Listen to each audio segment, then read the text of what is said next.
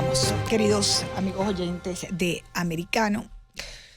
Les decía antes del corte que tratando aquí uno de examinar, ¿no?, de poner todos los elementos sobre la mesa, pareciera que va avanzando esta agenda del líder chino Xi Jinping de tratar de alguna manera de detener esta situación que tenemos 14 meses viviendo en Ucrania luego de la invasión de Rusia a territorio ucraniano, que ha desatado esta guerra tremenda, con unos costos humanos y económicos tremendos.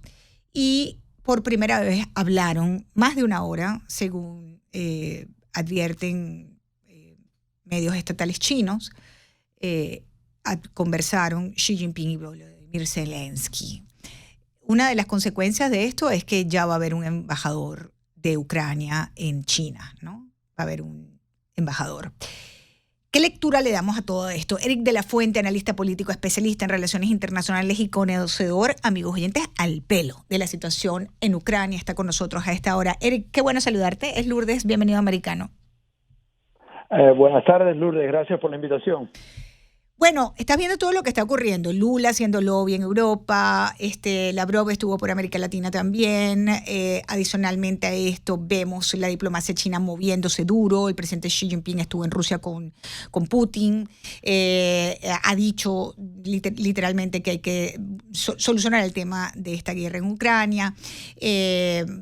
Habla hoy con Zelensky. Zelensky va a mandar un embajador para allá. Zelensky a su vez habló con el presidente de México y le pidió una cumbre sobre Ucrania también y sobre la situación de la guerra en América Latina. ¿Cómo lo ves tú? ¿Qué lectura le das a todo esto? Sí, por varias vertientes. El rol de China. Mira, China ha decidido hace un tiempo de no solo mantenerse en la cuestión de invertir en países y tener un cierto tipo de influencia en los países por sus inversiones. Ahora lo ha tomado en la diplomacia, se vio entre Arabia Saudita e Irán hace poco como más fuerte, y sus intenciones de mediar en este conflicto también. En gran parte eso es para contradecir a Estados Unidos, para poner un tipo de modelo diferente, de que no es para promover democracia o promover nada, sino pragmáticamente para que, en términos de su visión del mundo y de ellos ser el actor principal, no solo ya económicamente, pero diplomáticamente, creo que hay una estrategia general de China en eso. Con respecto a Ucrania, mira, siempre he dicho que China, si bien obviamente no va a condenar a Rusia y va a hacer estos actos que tiene, porque lo hace de cierta manera para ponerse de contrapeso contra Estados Unidos, a la misma vez los chinos no han ayudado a los rusos como los rusos quieren. Eso es una realidad que hay acá. Y China, para los oyentes, a lo mejor puede ser sorprendente, antes de la guerra era el socio comercial número 1 de Ucrania y es el inversor número 1 en Ucrania. Todos esos puertos que están cerrados, que no sale grano, todos esos puertos que hacen bombardeos, ¿quiénes son los inversores más grandes en todos esos puertos, en esa infraestructura? Los chinos. Bien, entonces creo que hay una estrategia en general para China y también con Ucrania. Y desde el punto de vista de Zelensky, mira, él entiende que parte de este tipo de conflictos, en algún momento los conflictos se negocian, ¿ves? Hay pocas veces que hay una guerra donde capitula la Alemania nazi, por ejemplo, o las dos bombas contra Japón, ¿no? Sí. Normalmente en algún momento, cuando yo siempre he dicho que la guerra es larga, ha sido larga, pero en algún momento va a haber. Y para eso China va a ser parte de esto. No va a ser que China va a hacerlo solo. Obviamente Estados Unidos es el rol su principal en gran parte por el occidente, Europa, etcétera. Pero esto para llevar a la mesa en algún momento, no ahora, esto todavía falta.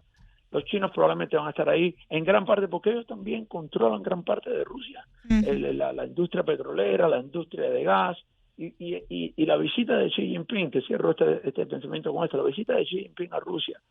A mí la lectura más grande de todo esto que me llevé es que queda totalmente confirmado que Rusia es el hermano menor, que Rusia firmó, una de las cosas que firmó y que se cubrió poco porque era de la guerra, es que básicamente los chinos están comprando el petróleo ruso pero por el piso totalmente, y controlan su industria en el este también, ¿no? Entonces eso es importantísimo.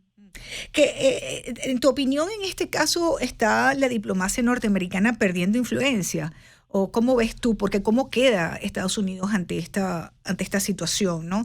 No lo vemos proactivo, lo vemos como reactivo. Están como mirando siempre para reaccionar. ¿Es una impresión equivocada, Eric? Mira, yo creo que la diplomacia americana ha sufrido unos cuantos baches con algunos actores importantes, por ejemplo, con Arabia Saudita. Y si bien es importante que Estados Unidos siga promoviendo la democracia, que promueva la libertad de prensa, que estoy 100% de acuerdo, en algunos momentos uno tiene, porque hay algunos países que no lo hacen, pero tienes intereses pragmáticos, como diría Machiavelli, ¿no? Las alianzas son temporales y tienes que ver pragmatismo. Por ejemplo, Estados Unidos ha fallado mucho con Arabia Saudita desde el principio Biden diciendo las cosas sobre el príncipe que realmente lleva al país, y eso abrió la oportunidad para que para que China se metiera en un conflicto donde realmente ellos no tienen invertido lo que tiene invertido Estados Unidos de años y años y años, y Arabia Saudita, al no verse cierta protección con Estados Unidos, pues se abre la puerta para negociar con Irán, que tú conoces muy bien eso, y sabes que esos son enemigos no de un conflicto, sino históricos, ¿no? Estamos hablando los chiitas con los sunitas. Ahora, en Ucrania hay que tener cuidado, porque Estados Unidos es el que apuesta la mayor parte del dinero, ¿no? Y tiene que tener cuidado en cómo manejar la diplomacia para que ellos también puedan, porque los chinos están realmente, ellos no han estado impactados, están impactados, todo el mundo está impactado, pero realmente ellos no se han metido en el conflicto y de cierta manera están, yo creo que uno de los ganadores de esta guerra, ¿no? Han comprado el petróleo barato, pero a la misma vez no quieren que siga largo por acá. Yo creo que Estados Unidos tiene que ver en su diplomacia. Mira, hablabas de Brasil, Lula acaba de firmar con China un acuerdo de 150 mil millones de dólares, el acuerdo ya estaba puesto ahí, pero lo que se firmó es que se va a hacer en moneda, que no es dólares, que eso es tremendo, ¿no? Se va a usar el real, especialmente con el yuan. Porque ellos están avanzando con esa agenda de restarle poder al dólar, de que no sea la moneda de influencia mundial que es hoy, incluso para las reservas, Eric, que no sean en dólares, y a ellos hacer sus intercambios comerciales en yuan o en lira turca o en euros, en cualquier otra moneda, también por el tema de las sanciones, Eric, ¿no? Porque fíjate lo que pasó con Rusia. Es el punto principal. Eso que acabas de decir es la estrategia más grande de los chinos hoy en día a largo plazo. No a corto plazo, Taiwán hay que seguir creciendo, pero el gran poder de Estados Unidos hoy es que la reserva mundial son en dólares. Pero no siempre lo ha sido en la historia, ¿no? Hay que ver, ¿no? Han sido otras monedas en el pasado.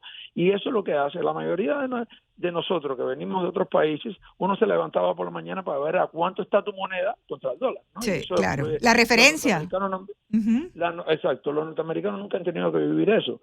Rusia lo intentó una vez, pero no tiene poder económico y el rublo no servía para hacerlo. Estoy hablando a principios de los 2000, cuando el precio del petróleo estaba a ciento tanto. Putin quería hacer algo así, pero le salió mal. Pero esa es la estrategia grande de los chinos.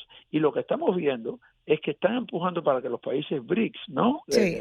Brasil, Rusia, India, China, África del Sur, ahora Arabia Saudita, que se suman, para empezar a comerciar alrededor de esto. No estamos cerca de ahí todavía, pero eso es su gran estrategia. Eso también se firmó en la visita de Xi Jinping a Rusia, para que Rusia se comprometiera a que sus transacciones con América Latina, con África, también no fueran basadas en el dólar.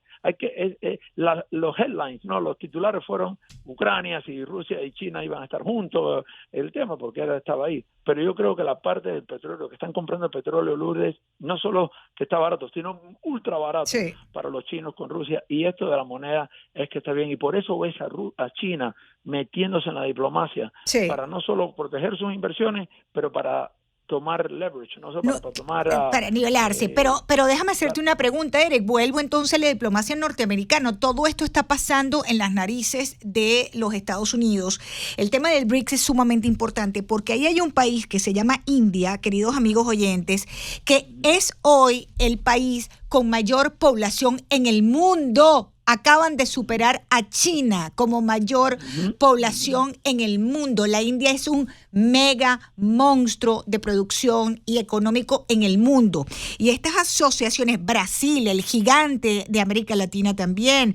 Es decir, no estamos hablando con jugadores, con peleadores peso pluma. Estamos aquí hablando de pesos completos, Eric.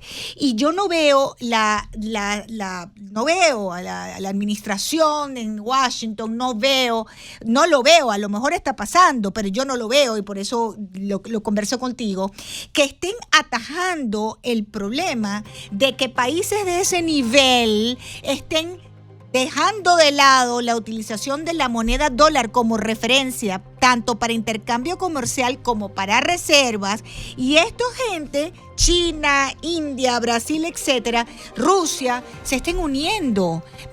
Pareciera que vamos hacia un nuevo, no sé si la palabra es un nuevo orden mundial, que es algo que está muy de moda. Eric, permíteme hacer una breve pausa, porque también quiero hablar contigo sobre las empresas ucranianas que están ahorita a precio de gallina flaca y que las están vendiendo en este momento de guerra para que vengan los inversionistas, una fábrica de 1.000 millones la cobren en 100 millones y cuando se recupere el país y se acabe la guerra, que como dice Eric de la Fuente se va a acabar, entonces tú tienes una empresa de ese calibre. Déjame hacer una pausa, Eric, ya regreso contigo, esto es Americano. Bien, continuamos, queridos amigos oyentes, gracias por estar conectados. Estamos conversando con el analista experto en temas internacionales, Eric de la Fuente, un gran conocedor de esa área allí de Ucrania, Rusia. Parece mentira, ¿no? Pero son temas tan complicados que hay que especializarse, queridos amigos oyentes, en temas puntuales porque es demasiado, ¿no? Y hemos invitado a Eric en la tarde de hoy porque el presidente ucraniano, Volodymyr Zelensky, se reunió con el presidente Xi Jinping por primera vez desde que comenzó la guerra y minutos después de colgar esa llamada, nombró, porque fue vía telefónica, nombró al exministro de Industrias Estratégicas de Ucrania, un caballero de nombre Pablo Rabikín, como nuevo embajador de Ucrania en Beijing. Y según la oficina del presidente ucraniano, él firmó hoy un decreto por el que se nombra a Rabikín nuevo embajador plenipotenciario de Ucrania en la República de China. Muy interesante lo que está ocurriendo allí, Eric. ¿Qué quiere decir este nombramiento? ¿Por qué, colgando el teléfono, Zelensky manda un embajador a China? Bueno, esto yo creo que es un paso muy, muy significativo. Porque mira, todo esto, o sea, tener un embajador en un país realmente es la presencia del presidente del país, ¿no? Actúa como el presidente. Y yo creo que, de nuevo, China y Ucrania tenían relaciones importantes antes, y esto da una señal también que en cualquier tipo de negociación, donde los chinos estarán involucrados, Ucrania va a tener una relación de su embajador y por ende del presidente en el día a día en China también para tratar de instalar cuáles son los puntos. Para los chinos al final, ellos no quieren que se caiga Putin, pero también no quieren que Ucrania sea destruida. No, para los chinos lo que les importa es poder mantener control de verdad en ambos lados lo más posible y que hoy en día lo tienen. Yo creo que para Ucrania le da ese tipo le abre más el campo diplomático con China y también para posibles negociaciones y también en el futuro. Una cosa, Lourdes, yo sí que te dije, yo creo que obviamente este conflicto se va a acabar en una negociación, pero todavía les falta. Aquí todavía tenemos meses muy complicados y cuidado más, pero creo que los pasos que se están tomando ahora te dan la indicación que en algún momento va a llegar, pero todavía nos cuesta ¿Por qué, Eric? ¿Por qué? ¿Por qué no puede haber un acuerdo próximo? ¿Por qué? Porque ambas partes piensan que pueden ganar más. Yo creo que en algún momento, salvo la guerra es difícil predecirle, porque puede haber cualquier golpe grande militar y cualquier variable, claro. Y variable. Pero dicho esto, hoy en día estamos en un impasse donde hasta ahora, ¿sabes? Los rusos no han podido avanzar. Los rusos llevan tirándolo no solo a Bakhmut hace 7, 8 meses, pero al este no pueden salirse del Donbass, pero los ucranianos tampoco pueden retomarlo. ¿Tú entiendes? Sí. Entonces vamos a ver esta famosa contraofensiva que se está anunciando como guerra, anuncio de la crónica de una contraofensiva anunciada, ¿no? Que viene hace meses. ¿Qué pasa? Pero Zelensky le ha prometido al pueblo ucraniano retomar Crimea. Muy difícil, ¿no? Eso puede ser algo que aunque una negociación no tiene que aceptarlo, pero pueden decir que pueden ver al final dónde va, pero de un futuro o algo así, pero no aceptarlo formalmente. Pero militarmente hasta retomar Crimea va a ser muy difícil para los ucranianos. como para los rusos va a ser muy difícil tomar más territorio ucraniano. Y el objetivo de Putin no ha cambiado, que es tumbar o reemplazar o tener control del gobierno de Kiev. No es el Donbass y no es Crimea. Y después hay otra cosa, anexó sin controlar zonas, en un momento de desesperación, que fue la contraofensiva ucraniana en Kharkov, que se llevó mucho del territorio, a provincias que no están ni cerca del Donbass ni nada, que es Gerson y Zaporilla, donde está la planta nuclear. ¿Qué va a pasar con eso? Putin va a decir públicamente, lo anexé, pero ahora te lo devolví. ¿Y qué van a hacer los ucranianos? Decir, no, ok, quédate con esto también. Hay muchos entrenamientos, se están entrenando miles de soldados ucranianos aquí en Estados Unidos, en Alemania, en Inglaterra. Hay una serie de soldados rusos que fueron reclutados hace meses, que ahora están empezando. Estaba hablando con personas que están peleando en el frente, que están rotando cuando vienen aquí, hablo con ellos, ¿no? Y ven ahora, ya no solo el grupo Wagner, están empezando a llegar soldados rusos que fueron reclutados hace meses atrás. Entonces, todo esto me indica, ¿no?, que todavía falta mucho, ¿no? Falta todavía porque ambos lados ven su objetivo que no lo han logrado y, más importante, creen que lo pueden lograr. Entonces, aquí, hasta que uno de los dos lados se dé cuenta en algún momento que seguir peleando es mucho más costoso y puede ser costoso en el nivel de inclusive que pueda tumbarse su gobierno o pueda haber un golpe muy duro al país versus negociación, va a ser difícil, y yo creo, o que a largo plazo las poblaciones no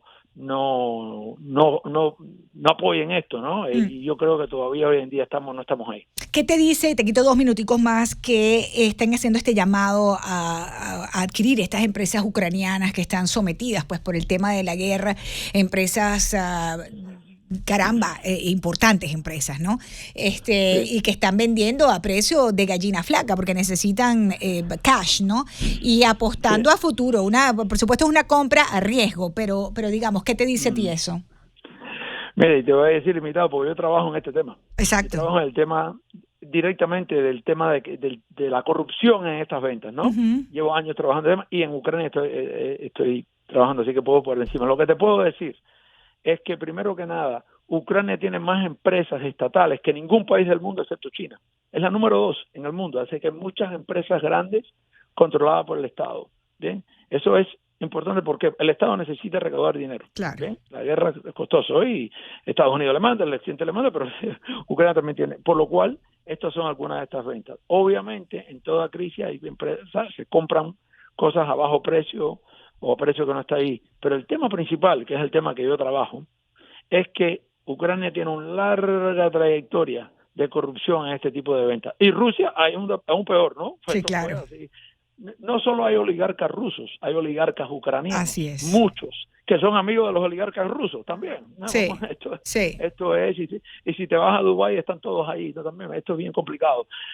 Esa trayectoria no es uno de los peores, esto no puede ser uno de los peores enemigos de Ucrania, de que este tipo de ventas, un proceso que sea complicado, de que el Estado ucraniano necesita que no se haga, se espera que se haga de la manera correcta, y se está trabajando mucho en eso, y hasta ahora están diciendo todas las cosas correctas, ¿no? Y no es que tenemos una evidencia ahora, pero el pasado no es muy limpio. Esperamos que se hagan de la forma correcta, y porque hay el tema de que se vendan esto a precios por el piso para que después puedan ser acá. Sí. Lo importante es que se haga limpio, porque en el pasado hay trayectoria de vender empresas por nada y no exactamente con el proceso más debido. Ojalá que podamos mantener el proceso debido ahora, porque por Ucrania a largo plazo sería devastador. Si se hace bien, exactamente, devastador. Si se hace bien, claro, el gobierno no puede controlar todas estas empresas. De hecho, no debe tener tantas empresas estatales con guerra o sin guerra, pero a la misma vez puede ser un complejo. Y yo quiero ver quién las compra, porque te digo, aquí no hay tanta distinción muchas veces entre oligarcas rusos y ucranianos. Obviamente hoy sí se ha separado eso, pero está ahí. Ver quiénes son los compradores, exactamente. Eric, gracias por acompañarme. Eric de la Fuente, siempre un placer. Cuánto uno aprende contigo, Eric. Tus alumnos deben estar felices de tenerte de maestro allí en la universidad. Analista político. No sé si está muy feliz. No, yo estaría feliz de estar sentada y escuchándote nada más. Claro que sí. Claro. Gracias, Eric de la Fuente, profesor universitario, analista político, especialista en relaciones internacionales. Hacemos una pausa. Ya se está celebrando, amigos oyentes, el 75 aniversario de la fundación del Estado de Israel. El moderno Estado de Israel nació en medio de una crisis. Cuando David Ben Gurión lo proclamó el 14 de mayo de 1948, ya se libraba una guerra entre judíos y árabes desde hace meses. Pero bueno, sin duda el Estado de Israel para los judíos, esa proclamación de un Estado propio fue como una redención tras, por supuesto, el Holocausto. Vamos a hacer una pausa, ya volvemos. Gracias, queridos oyentes de Americano y seguidores de Americano por estar conectados con nuestra señal. Yo soy Lourdes Jubieta, 1:00 p.m. en punto en la costa este de los Estados Unidos. Iniciamos nuestra tercera hora de programa en la jornada informativa de hoy. Me acompañan en la producción Raymond Azar, en los controles Cristian Bonet. Juntos los tres estamos llevando este espacio informativo, un espacio de opinión, de entrevistas, de análisis y por supuesto la participación de todos ustedes. Recuerden bajar la aplicación de Americano disponible en el App Store y en el Play Store totalmente gratis, seguirnos en las redes sociales y por supuesto estamos también en www.americanomedia.com. Gran saludo a la audiencia de Radio Libre 790 AM conectados a esta hora y por supuesto a nuestras afiliadas en Orlando, Tampa y Jacksonville.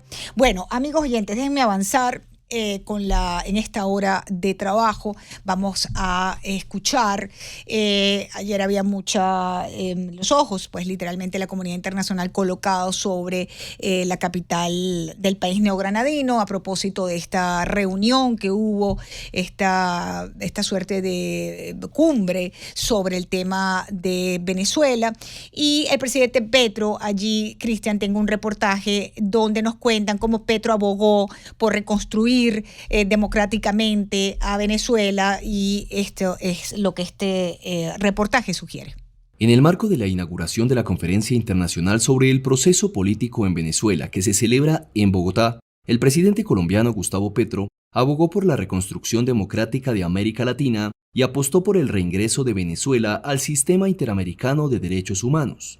Le he pedido al gobierno venezolano que ingrese al sistema interamericano de derechos humanos que abandonó en el año 2012 y que por allí podamos encontrar las fórmulas de una mejor democracia. Petro, promotor de esta conferencia para reactivar los diálogos entre el gobierno y la oposición venezolana en México, indicó que en su opinión el primer paso es que Venezuela retorne al sistema interamericano de derechos humanos. Ese sistema, según el mandatario colombiano, es un espacio para encontrar las formas de una mejor democracia y entonces el reingreso sería el primer paso para el resto de demandas, tanto de la oposición como del gobierno venezolano, que no están presentes en esta conferencia. El sistema interamericano de derechos humanos es la propuesta colombiana, es la recomendación colombiana de este gobierno recién elegido, debe fortalecerse como nuestro gran pacto democrático. A esta conferencia asisten 18 países y el alto representante de la Unión Europea para Asuntos Exteriores y Política de Seguridad, Josep Borrell, y se espera que este encuentro sirva para revitalizar los diálogos en México, atascados desde el pasado noviembre, y para que los países que acompañan a Venezuela en su solución a la crisis aúnen posturas y empujen en un mismo sentido. Es decir, sin pena ni gloria, queridos amigos oyentes, concluyó esto, ¿no? Mucha atención de los medios, muchas aspiraciones, pero en realmente pues allí no hubo mayores resultados. Tengo un reportaje de los diplomáticos del mundo que están de acuerdo con aliviar las sanciones a Venezuela bajo compromisos políticos. Creo que podemos escuchar ese reportaje. Cristian, vamos a colocarlo. Delegaciones de 20 países, incluido Estados Unidos, se mostraron a favor de aliviar las sanciones contra el gobierno de Venezuela, según concluyeron los asistentes a una cumbre sobre el tema en Bogotá. Pero la condición fue que el gobierno venezolano se comprometa a celebrar elecciones con garantías para la oposición en 2024. En el encuentro no participaron las partes venezolanas.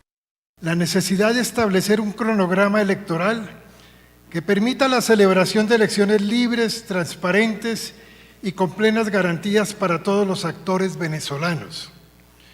En ese sentido, se mencionó la importancia de tener en cuenta las recomendaciones de la Misión de Observación Electoral de la Unión Europea de 2021. Las delegaciones identificaron posiciones comunes en torno al levantamiento de las distintas sanciones contra Venezuela. Que los pasos acordados a satisfacción de las partes vayan en paralelo con el levantamiento de las distintas sanciones. No se especificó si Estados Unidos y el resto de países se comprometieron a levantar las sanciones.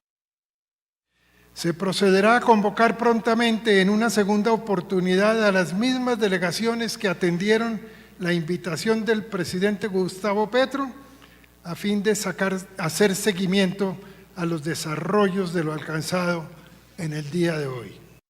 El gobierno venezolano aseguró en un comunicado tomar nota de las deliberaciones realizadas en la conferencia y reiteró la necesidad de levantar las sanciones. Al encuentro asistieron enviados del mandatario estadounidense Joe Biden y también el jefe de la diplomacia de la Unión Europea, Josep Borrell. Maduro, en el poder desde 2013, culpa a los bloques internacionales de la crisis económica que vive Venezuela, mientras que la oposición denuncia fraude en las presidenciales de 2018, persecución judicial y falta de garantías para participar en los comicios del próximo año. Los últimos acercamientos entre las partes en México se iniciaron en agosto de 2021 y terminaron en noviembre pasado, pero entraron en punto muerto. Pedro Pablo Peñalosa es periodista y analista político venezolano. Está a esta hora con nosotros desde Caracas. Pedro Pablo, qué bueno saludarte. Es Lourdes desde Miami. Bienvenido a Americano. ¿Qué tal? Buenas tardes, ¿cómo te va? Bien. ¿Cómo ves el resultado de este encuentro? Dicen que sin pena ni gloria, que no ha pasado nada aquí, que lo que acordaron era un nuevo encuentro. ¿Cómo lo ves tú? ¿Para qué sirvió? A ver, yo diría que no hay que precipitarse, ¿no? Hay que ver cómo esto va evolucionando. Creer que sentarse allí iba a significar salir con una solución a un conflicto tan complejo como el venezolano, creo que, bueno, es una expectativa totalmente fuera de lugar. Uh-huh. ¿Qué destacaría yo como factores a tomar en cuenta? Bueno, uno, que tuvo una presencia importante de la comunidad internacional, hubo ahí representantes del gobierno de Joe Biden, también estuvo la Unión Europea, bueno, nada más y nada menos que encabezada por Josep Borrell, y también gobiernos de la región, obviamente, ¿no?, que buscan relanzar esta negociación, también que se puso claro sobre la mesa, así como hay unas demandas, un reclamo del gobierno de Maduro que insiste con el tema de las sanciones, también es cierto, hay un tema de exigir democracia para el país, unas elecciones con garantías, con condiciones. Creo que eso es lo positivo. Ahora, obviamente, falta ver, bueno, cuál va a ser la respuesta, la reacción, en este caso del gobierno de Maduro, y también, hay que decirlo, de los gobiernos que están impulsando este proceso, como por ejemplo el gobierno de Estados Unidos. Entonces, bueno, como digo, es un primer paso, no es un paso definitivo, ni una solución definitiva, y creo que, bueno, hay que estar a la expectativa de cuál va a ser la reacción definitiva de los involucrados, ¿no? Sí, bueno, hasta donde sabemos, en el caso del gobierno de Venezuela, ellos insisten después de esta cumbre en exigir que levanten todas las sanciones, que liberen a Alex Saab. Aquí tengo un comunicado del gobierno de Venezuela donde cuentan que reiteran que el camino para avanzar en el diálogo político pasa por el cumplimiento a cabalidad del compromiso alcanzado en la mesa de negociación en México para la creación del Fondo Social, los 3.200 millones que hablaba Nicolás Maduro hace unos días, la liberación de esos recursos, contempla inversiones en salud, bla, bla, bla, bla, así como la inmediata liberación de Alex Saab. Pero también habían pedido, ya de boca de, creo que fue Jorge Rodríguez el que lo dijo, el tema de la Corte Penal Internacional, que tenía que suspender cualquier investigación para poder sentarse en México. Eso es completamente irreal, ¿no?, que algo así sucediera. Entonces, muchos se hacen la pregunta si de verdad el interés del gobierno de Venezuela es legítimo, ¿no?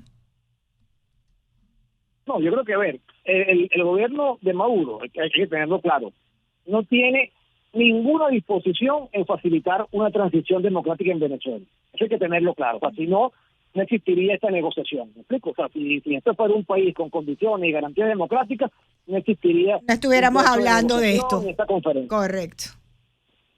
Que no estuviéramos hablando de esto. Justamente estos encuentros es para solucionar ese problema, ¿no? Justamente. Exactamente. Uh-huh. Exacto. Entonces, Yo destacaría eso. Ellos han exigido lo de las sanciones y lo de Alex Saab desde un principio y sin embargo la negociación con todos sus obstáculos se ha mantenido, porque ellos también reclamaron eso cuando se reunieron, antes de reunirse la vez pasada, el mes de noviembre, cuando se alcanzó el acuerdo social. ¿Qué quiero decir con esto? Bueno, obviamente es imposible, es irreal que el chavismo espere que levanten todas las sanciones sin entregar nada a cambio. Igual sería imposible pensar que el chavismo va a ceder en todo sin recibir nada. Entonces, yo creo que aquí lo que se está planteando es que de ambas partes, bueno, se sienten en la mesa y busquen la manera de ir avanzando, de ir cediendo en sus posiciones para, bueno, apuntar hacia un acuerdo. Obviamente, tampoco creo yo que va a ser el por todo soñado, ni mucho menos, pero bueno, que al menos tenga un mínimo de garantías y condiciones para que pueda haber una elección en Venezuela que pueda, bueno, acercarse a los estándares de la democracia internacional. Pero claramente el chavismo, digamos, siempre ha puesto de un principio obstáculos, sin embargo, no ha dado por cerrado el proceso, ni se ha parado, ni lo ha dado por finalizado.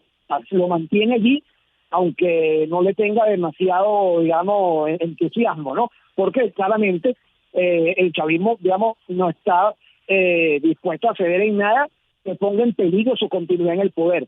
Está de la otra parte también ejercer la presión posible para buscar, bueno, esos avances que permitan, repito, tener una elección con un mínimo de garantías, ¿no? Pedro Pablo, tengo que hacer una breve pausa. Quería preguntarte, si me lo permites, luego de la pausa, un par de minutos, preguntarte sobre la oposición. ¿Cómo ves lo de la oposición y lo que ha pasado con Juan Guaidó también, ¿no? Está en Miami, está exiliado. Bueno, ha dicho que no va a pedir asilo, pero en todo caso está fuera del país y no se pronostica que regrese a Venezuela. Permíteme hacer una breve pausa y regresamos en breve con Pedro Pablo Peñalosa, periodista y analista político venezolano desde Caracas. Ya volvemos. Continuamos, queridos amigos oyentes, gracias por estar en sintonía y conectados con Americano Media. Estamos completamente en vivo. Saludos a la audiencia en Orlando, en Tampa, en Jacksonville, a través de nuestras afiliadas en todo el estado de la Florida. Somos Americano Media. En el sur estamos en la 790 AM de Radio Libre y por supuesto en toda la Unión Americana de norte a sur, de este a oeste.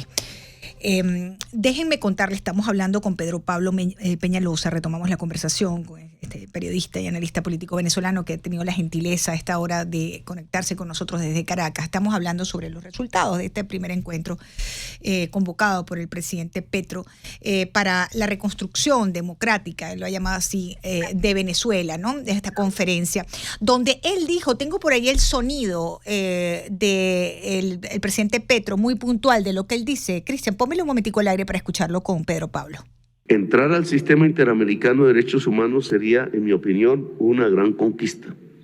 Establecer un sistema, un cronograma de solución al problema electoral venezolano para una decisión libre de su pueblo, indudablemente sería una gran conquista. Y establecer un cronograma de levantamiento paulatino de sanciones también sería una gran conquista. Ojalá que al final la gran conquista es que los deseos y la esperanza del pueblo venezolano se vuelva realidad.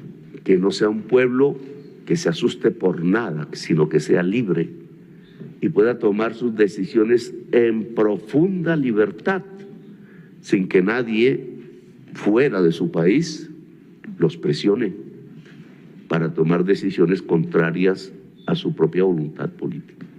Ni nadie dentro de su país los presione para que sus decisiones soberanas terminen siendo conculcadas. Interesante esa declaración del presidente Gustavo Petro. ¿Cómo la ves, Pedro Pablo, cuando habla de puertas adentro y puertas de afuera de los venezolanos para que actúen con más democracia?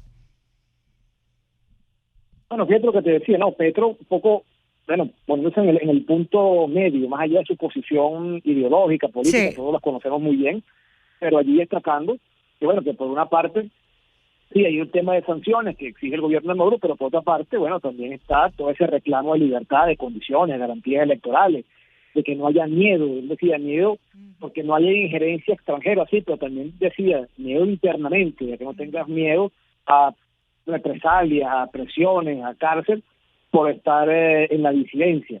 Yo creo que lo que te decía, es buscar ese equilibrio que está planteado en un principio. Ahora, es ver hasta qué punto gobiernos como el de Petro y otros gobiernos de la región pueden ir sumándose y ver hasta dónde el gobierno de Maduro puede estar dispuesto a ceder, porque también también requiere ese reconocimiento internacional, que es lo que está buscando al final de cuentas con todo este proceso, ¿no?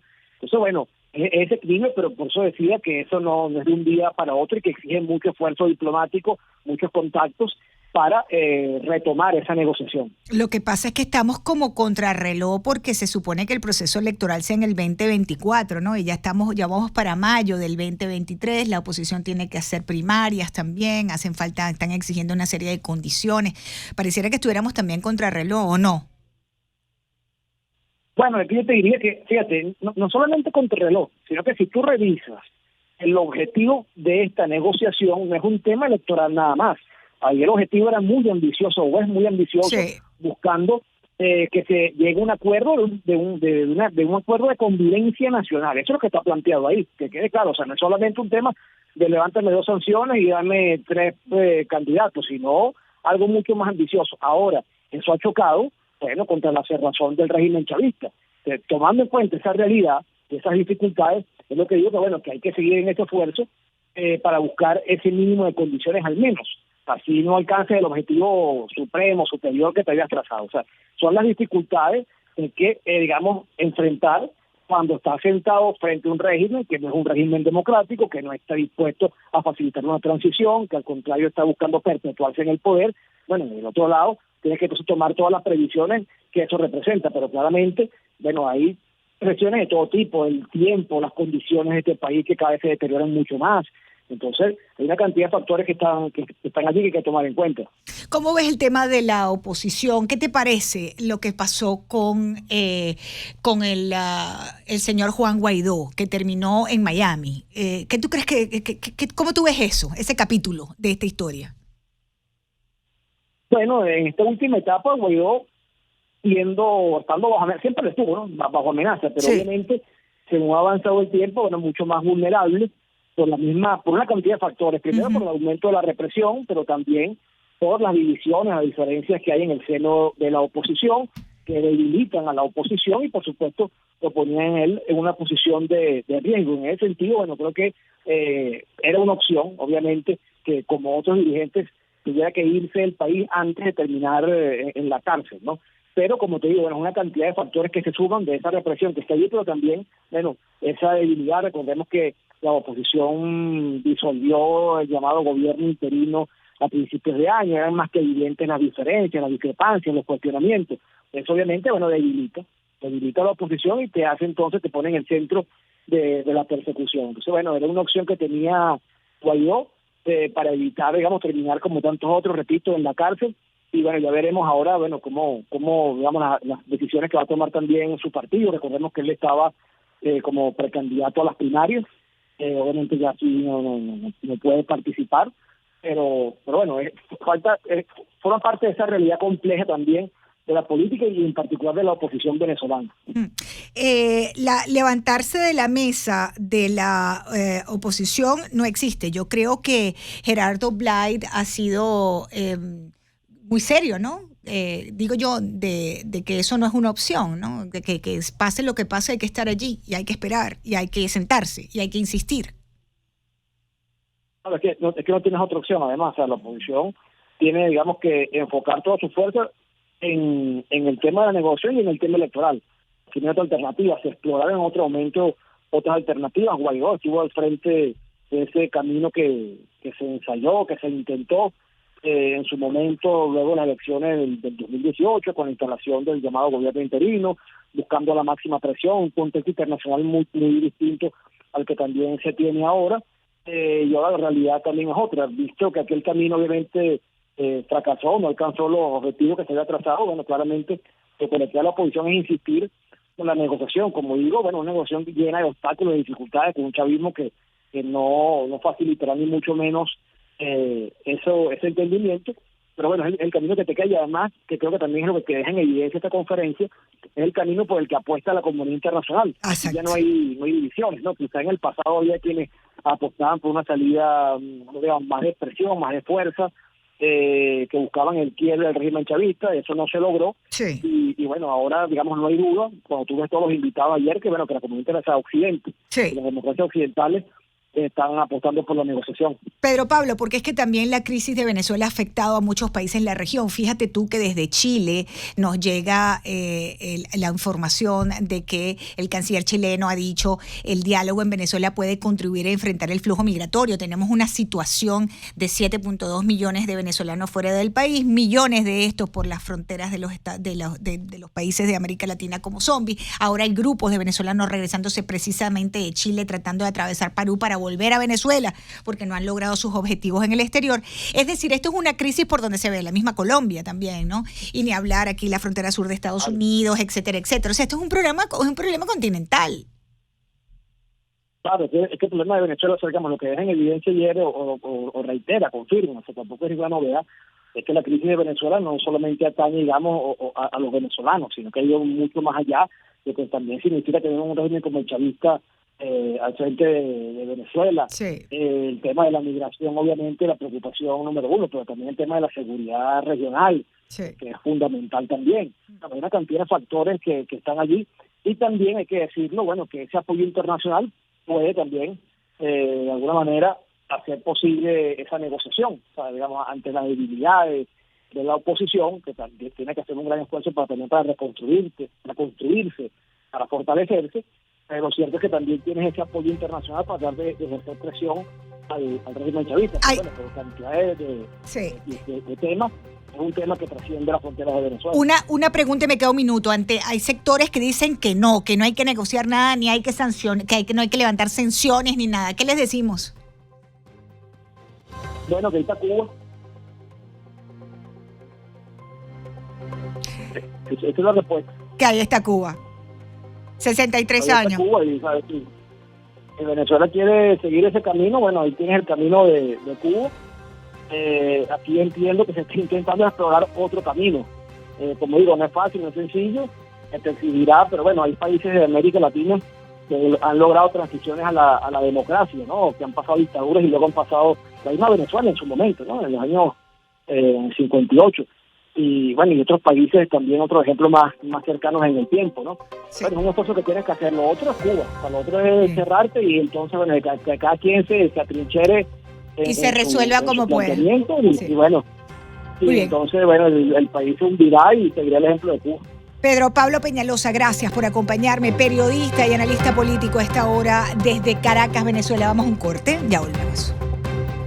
Continuamos, queridos amigos oyentes. Desde Tapachula, México, salió una caravana llamada el Vía Crucis, denominada el Vía Crucis, con más de 5,000 migrantes que van hacia Ciudad de México. Alrededor de 5,000 partieron este domingo 23 de abril desde esta ciudad de Tapachula, Chiapas, en un Vía Crucis migratorio. Así le dicen, con destino a la Ciudad de México, intentan llegar a la Basílica de Guadalupe. Dicen que van a llegar a este templo a orar para que el gobierno mexicano termine con la corrupción, desaparezca el Instituto Nacional de Inmigración y se brinde un trato humanitario a las personas en movilidad. Estos migrantes han pintado mantas con consignas y bueno, una venezolana que está allí dice que ella lo que quiere es llegar al sueño americano. Dice, el sueño americano para mí es casarme con un gringo y poder seguir adelante todo lo que nos toque caminar, así nos toque caminar un mes para cumplir esos sueños que todos admiramos. Estábamos en Tapachula porque todos tuvimos tropiezos en el camino, nos quedamos sin dinero por las extorsiones. Hay otras historias allí que compartir. Interesante que el sueño americano sea casarse con un gringo. Bueno, vamos a conectarnos a esta hora con nuestro invitado Oscar Ramírez, el Blue, está con nosotros a propósito pues de esta curiosa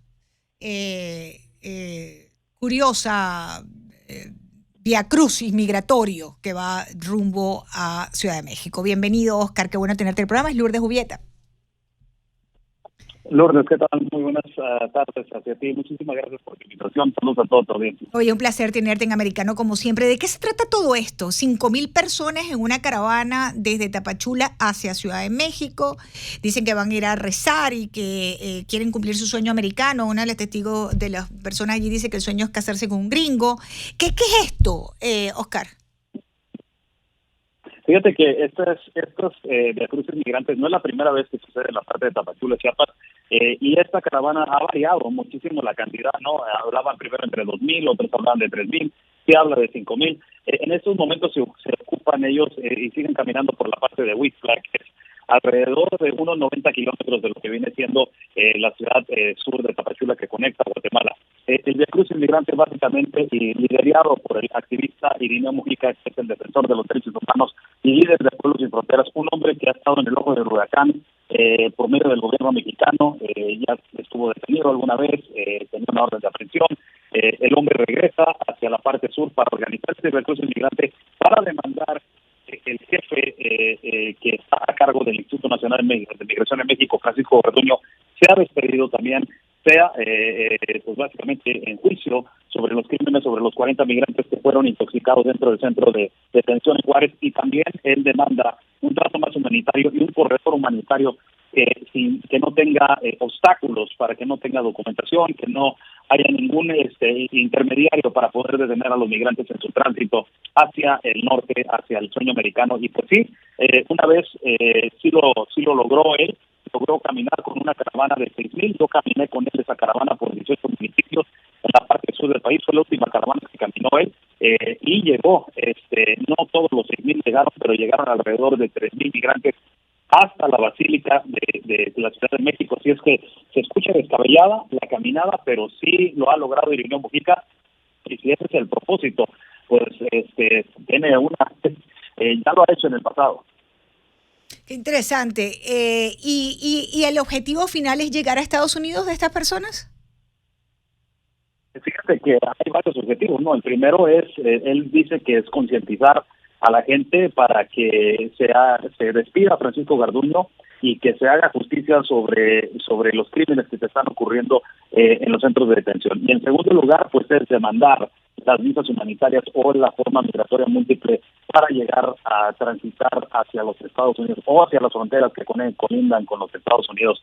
Diferentes testimonios como el que me acabas de decir, sí. Pues mi sueño americano es casarme con un gringo. Sí. Suena chistoso, pero estos son testimonios que realmente te encuentras en caravanas que ya llevan ese plan y llevan esa mentalidad de hacer esa su estrategia, ¿no? Para poder entrar hacia los Estados Unidos. Una mentalidad extremadamente marginal y subdesarrollada. Decir, me voy a Estados Unidos porque mi sueño americano es casarme con un gringo. O sea, no es voy a trabajar, voy a salir adelante, voy a empezar de nuevo, voy a volver al sistema de escolaridad, voy a aprender inglés. No, es casarme con un gringo. ¿Qué nivel? ¿Qué nivel, mi amigo? Sí, fíjate que nos ha tocado muchísimas declaraciones, ¿no? De ese tipo, en el cual pues se ve que ya llevan la estrategia de cómo poder mantenerse dentro del país. Sin embargo, pues se nos hace ilógico, ¿no? Esa mentalidad, y por eso está la razón también, la mala educación que ahorita ellos tienen de no entender que hay un título 8 que va a estar en efecto, que si entran por partes irregulares los van a deportar de manera inmediata. Se les dice esto, pero de todos modos ellos van con la fe, ¿no? Que es lo que se mueven más los migrantes desde Sudamérica hacia el norte. Oscar, gracias por acompañarme un día más en el programa. Te agradezco mucho tu tiempo y tu generosidad, como siempre. Oscar Ramírez, el Blue, amigos oyentes, reportero gráfico de Real Voice America y un experto, ¿no? Conoce palmo a palmo todos los problemas y la frontera sur de los Estados Unidos. Te agradezco mucho, Oscar. Un abrazo. Y precisamente, queridos amigos oyentes, sobre este tema, hay un plan aquí en la Florida que va a ser, entiendo que está avanzando en los comités de la Asamblea Estatal en el estado de la Florida, que prácticamente pues incluye este proyecto de ley, incluye severos castigos a la población indocumentada, los ilegales, para que han entrado a los Estados Unidos de manera ilegal, para que aquellos que les brindan ayuda o transporte sean también sancionados. Es decir, esta iniciativa, la HB 1617 de la Cámara de Representantes y la SB 1678 del Senado, que cuenta con un total respaldo del gobernador Ron DeSantis, bueno, amigos oyentes, es un plan en su política migratoria de tolerancia cero, enmarcada en lo que fue la política del expresidente Trump, que a muchos no le gusta y la critican, pero que fue sumamente efectiva mientras estuvo funcionando, porque no hubo esta crisis humanitaria que tenemos en la frontera sur, esta crisis migratoria que todavía la administración de Biden no reconoce, pese a que los números oficiales que nos llegan desde las mismas organizaciones de la administración, pues dan cuenta de la realidad, ¿no?, que se vive en la frontera sur y en la frontera norte también, para más colmo, pero en la frontera sur básicamente. Bien, el lunes el Comité del Comercio de la Cámara Baja pues aprobó ese proyecto que endurece las medidas migratorias en el estado de la Florida, y entre las recomendaciones este plan prohíbe el uso de licencias de conducir válidas de otros estados en manos de indocumentados. Usted sabe que aquí hay estados azules donde vas, no tienes documentos, pero te dan una licencia. Bueno, eso en la Florida no va a servir para que trabajen si pasa esta ley. Además obliga a los hospitales a recopilar información sobre el estatus migratorio de los pacientes y presentar informes trimestrales sobre quiénes son las personas que están yendo a los hospitales.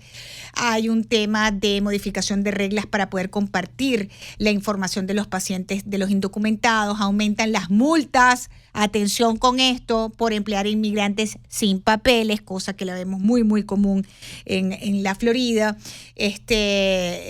Empresas que emplean a personas que no tienen documentos legales para hacerlo, y además castiga con mayor severidad a los reincidentes por contratación ilegal. Si usted alguna vez contrató a una persona que no tiene las credenciales para ser empleada, y usted fue sancionado y usted lo vuelve a hacer, bueno, ahora la situación pues va a ser peor, ¿no? También impone severas penas de cárcel a extranjeros que a sabienda utilicen papeles falsos, es decir, aquellos famosos que utilizan Social Security de otras personas. Sepan que en la Florida eso les va a traer prisión. Establece el uso obligatorio del programa E-Verify, ese programa que establece la verificación de los empleados. Establece auditorías aleatorias de empresas para verificar ese uso del E-Verify. Y en definitiva, queridos amigos oyentes, podría estarle dando muchos más detalles de estos dos proyectos de ley que muy probablemente van a pasar en la legislatura en Tallahassee y serán además firmados, refrendados por el gobernador de la Florida. Bien, me toca hacer una breve pausa recordándoles que la empresa Disney, ¿cómo se dice? La palabra es, ay Dios mío, se me fue de la mente en este instante, la empresa Disney demandó a el gobernador DeSantis de la Florida por supuesta retaliación política que afecta a su negocio. Hemos podido conocer que ha sido demandado el gobernador Ron DeSantis por la empresa Walt Disney Corporation por tratar de perjudicar su empresa con el poder del gobierno. Hacemos una pausa y ya volvemos.